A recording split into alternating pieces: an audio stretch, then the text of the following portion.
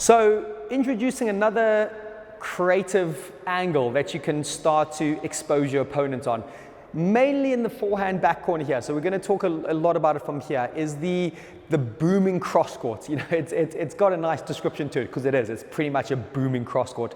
I like to think about it as a bit of a calculated hack as well. You know, you're getting in there and it needs to be done when you've got time and space. So if you watch some of the videos, it gets done when that ball is sitting up, sometimes before the back, but you need time and you need space to be able to do it. So when that ball's sitting up, this idea about this calculated hack, this booming cross court, can be really effective.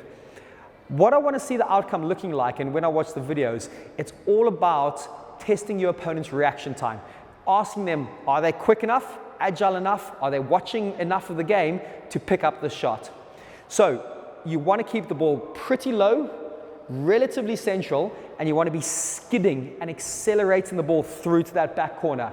You don't want that sidewall slowing the ball down. So it's not like your traditional cross court where you're trying to take away the opponent's volley by making sure it's going wide and around them.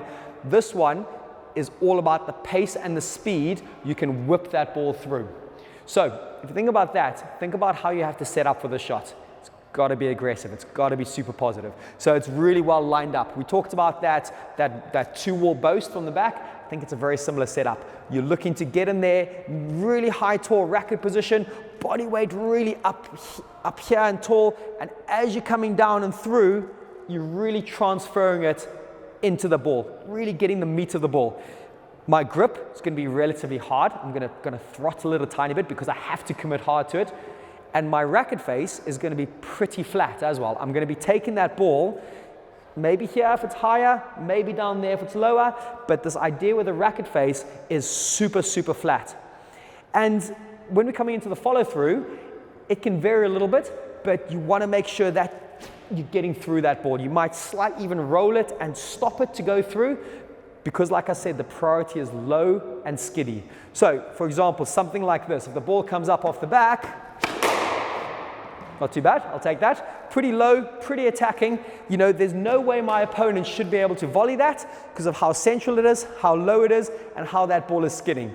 Again, nice big setup, time and space, pretty low, second bounce, maybe getting to the glass, warmer ball might kick up a little bit, but it's this idea where you're testing their reaction time because the ball is angling relatively thin across their body. Again, it's not a big, wide, kind of high shot. It's a shot where you're putting your chips on the table. You're going, here we go. I'm going to look to pretty much win the point at this moment because I'm going to test you low, hard, fast. So have a little practice on it. Enjoy having a little go at it. It is quite a fun shot to do. It can be a bit risky because you are going low, and if you get your angles wrong, it could expose you. But you add it in, it's now another layer that you can start to attack your opponent. Don't think that when you get there, you only have to return the ball straight. There's a few little funky and cool angles you can try out with.